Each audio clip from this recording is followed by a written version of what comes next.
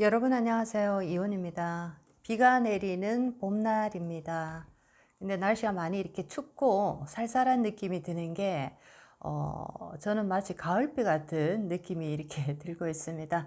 자, 이렇게 비가 내리고 나면 만물의 아름다운 새싹이 빠르게 이렇게 돋아나는데 여러분의 가슴에도 희망이 이 비가 끝나고 나면 빠르게 이렇게 크게 돋아났으면 참 좋겠습니다. 자, 오늘은 여러분들과 나누고자 하는 공부의 내용입니다.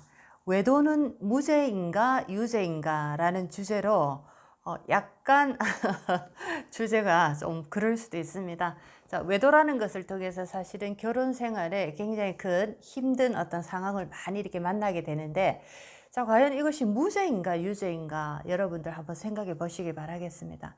물론 우리가 살아가는 이 세상에는 자, 약속이라는 게 있어서 이런 일을 했을 때 우리는 나쁘다라고 하고 이렇게 했을 때는 좋다라고 얘기를 하기도 합니다. 자, 이렇게 이분법적인 자, 구분을 통해서 우리의 육체적인 세상은 거의 돌아가는데, 자, 그런데 이 육체적인 세상만 우리에게 있는 것이 아니고 영적인 세상도 함께 우리 인생을 이렇게 움직이고 있기 때문에 우리는 영적인 눈으로도 우리에게 벌어진 현상을 해석해낼 수가 있어야 되겠습니다. 자, 오늘은 외도는 무죄인지 유죄인지 영적인 눈으로 한번 우리가 해석을 해서 또 다른 방향으로 인생에 깊이 있게 한번 그 외도에 관한 또 다른 해석을 해보도록 하겠습니다.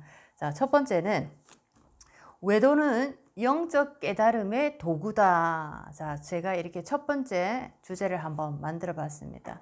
외도는 영적 깨달음의 도구다. 우리가 육체적인 눈으로 세상을 바라본다면 외도는 분명히 결혼한 사람들에게 굉장히 치명적인 유죄가 될 수가 있겠습니다. 또 그 죄로 인해서 가정이 파탄이 나는 경우도 상당히 많기 때문에 지금은 간통이라는 것이 없어졌지만 그 간통죄를 우리가 또 만든 것이 분명히 큰 어떤 인생을 이렇게 파괴하고 한 가정을 파괴하는 그런 어떤 범죄가 된다라고 해서 간통을 죄로 이렇게 만들어서 한때 또 우리나라에서는 간통죄가 성립이 되었는데 지금 또 간통죄가 사라졌습니다. 자, 이것에 대한 찬반 논란도 굉장히 강한데, 자, 오늘은 영적인 측면에서 이 외도라는 것을 한번 바라볼 때, 자, 외도는 영적인 깨달음의 도구다라는 또 다른 시선으로 이 외도를 한번 생각해 볼 필요가 있습니다. 자, 모든 인간은 이 생에 이렇게 들어올 때, 자, 깨닫기 위해서 들어옵니다. 그리고 이전의 삶보다 훨씬 더 진화된 영혼을 우리가 만들어야 되는 의무가 있기 때문에 모든 인생에서 벌어지는 일은 오직 하나의 목적밖에 없습니다. 그것은 바로 영혼의 진화와 영혼의 깨달음입니다. 자, 이것을 위해서 많은 현상들이 벌어지는데, 자, 외도라는 것을 주제로 이 인생의 깨달음을 걸어가는 분들도 있다라는 거죠. 또 어떤 분들에게는 돈이라는 것을 통해서 이 인생의 깨달음을 걸어가고, 또 어떤 분에게는 병이라는 것을 통해서 이 인생의 하나의 또 깨달음을 그 병을 주제로 가지고 깨달아가는 분들이 있습니다. 자, 이런 것처럼 각각의 깨달음의 주제를 다 다르게 가지고 태어나는데, 자, 이렇게 외도라는 이성간의 어떻게 보면 아름답지 못한 관계가 될 수도 있겠죠. 육체적인 눈으로 봤을 때는. 하지만 이 외도라는 것을 통해서 이성과의 어떤 관계를 통해서 자, 이분들은 이 생에서 큰 깨달음의 도구로 사용할 수 있기 때문에 자, 이분들은 이런 어떤 운명을 가지고 왔다라고 보실 수가 있겠습니다. 자, 대부분이 외도를 하실 때 가정이 있는 분들입니다. 왜 당신은 외도를 합니까? 라고 물어볼 때 의외로 많은 분들이 내 아내를 사랑하지만 내 남편을 여전히 사랑하고 존경하지만 또 이 여자, 이 남자가 너무 좋다라고 얘기를 합니다. 자, 우리가 일반적인 우리의 육체적인 인생에서 바라보면 정말 뻔뻔하다라고 얘기를 하지만 사실 영적인 세상에서는 이것은 하나의 자연의 현상일 뿐입니다. 자, 그래서 우리가 육체적인 눈으로 모든 현상을 이렇게 판단하다 보니까 너무 많은 어떤 이해할 수 없는 일들이 많이 벌어지는데, 인간이 살아가는 이 세상에서 인간과 인간이 만나서 만들어내는 일 또한 자연과 자연이 만나서 어떤 하나의 변화된 현상을 만들어내는 과정이다라고 보실 수가 있겠습니다. 그래서 내가 산에 올라갔는데 바람을 지금 내가 맞이하고 있습니다. 그럴 때 머리카락이 흔들리고 나의 가슴이 굉장히 시원해지는 느낌을 가지고 있는데 또 다른 방향에서 또 다른 바람이 또 나에게 스쳐 지나올 수가 있습니다. 이렇게 어떤 현상이 벌어졌는데 자 그것을 육체적인 어떤 잣대로서만 계속 이렇게 들이대다 보니까 우리는 정말 이해할 수 없는 사람이다라고 하지만 인간의 삶에는 영적인 에너지가 또 지배하기 때문에 자, 이런 어떤 복잡, 미묘, 다양한 감정들이 일어나는 것은 우리는 영적인 에너지의 존재이기 때문에 나도 내가 어쩔 수 없는 그런 수많은 어떤 현상들이 일어나고 그 현상 속에서 우리는 깨닫고 진화하고 발전해 나가는 과정을 겪어나가고 있는 중이다라고 외도를 한번 또 다르게 한번 해석을 해 보시기 바라겠습니다. 물론 당사자, 내가 만약에 그런 상황에 내가 당하고 있는 입장이라면 전혀 이 얘기가 통할 수가 없습니다.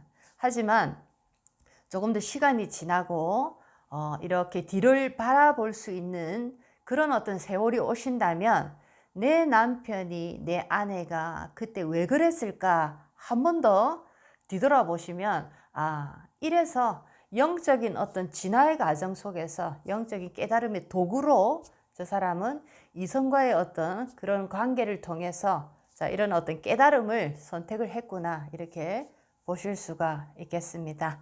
자, 두 번째 또 사주적인 구조에서도 이 생에 오실 때 이성과의 관계로 인한 또는 우리가 얘기하는 외도라는 것을 통해서 그분은 또 깨달음의 주제를 가지고 오신 분들이 있습니다. 주로 여자분들의 사주에서 보게 되면 주로 이런 외도라는 문제, 이성과의 관계에 의한 그런 문제들이 굉장히 크게 인생의 하나의 큰 화두로 이렇게 다가오는 분들이 있습니다. 자, 그런 분들은 이 생에서 이런 공부의 주제를 가지고 왔다라고 보실 수가 있는데, 자, 주로 여자분들 사주에 보면 이성으로 인한 문제, 외도에 관한 문제로 인생이 큰 어떤 하나의 큰 장벽을 맞이하는 분들이 있는데, 자, 여자 사주에서 관살이 혼잡이 된 분들입니다.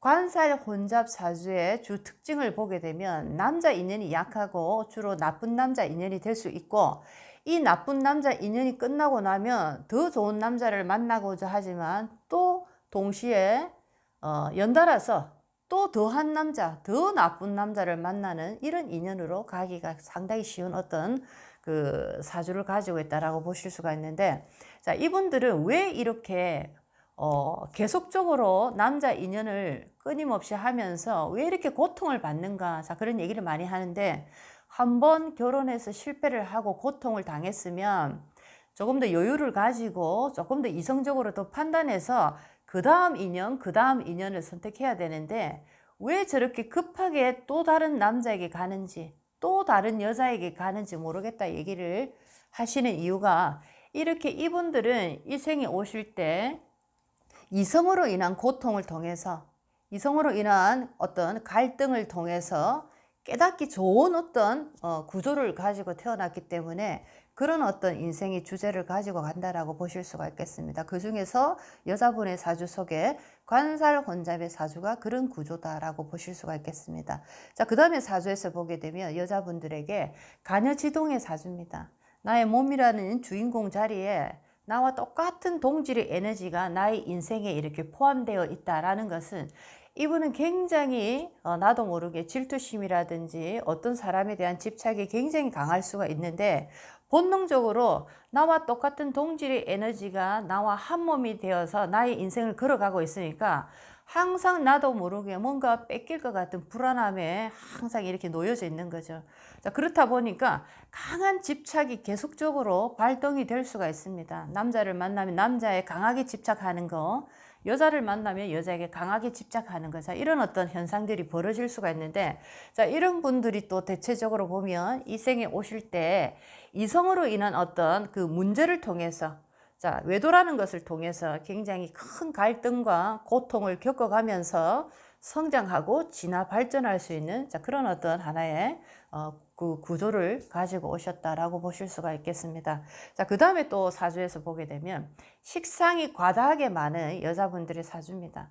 식상이 과다하게 많은 분들은 주로 남자의 인연을 밀어내고 남자를 조금 타부시하는 이런 어떤 에너지가 계속적으로 흘러나오는데, 자, 이렇게 남자의 에너지를 밀어내는 이런 기운이 강하신 분들은 또 의외로 남자가 굉장히 이 여자를 놓지 않으려고 집착하는 이런 어떤 부부 관계가 굉장히 유지될 수가 있습니다.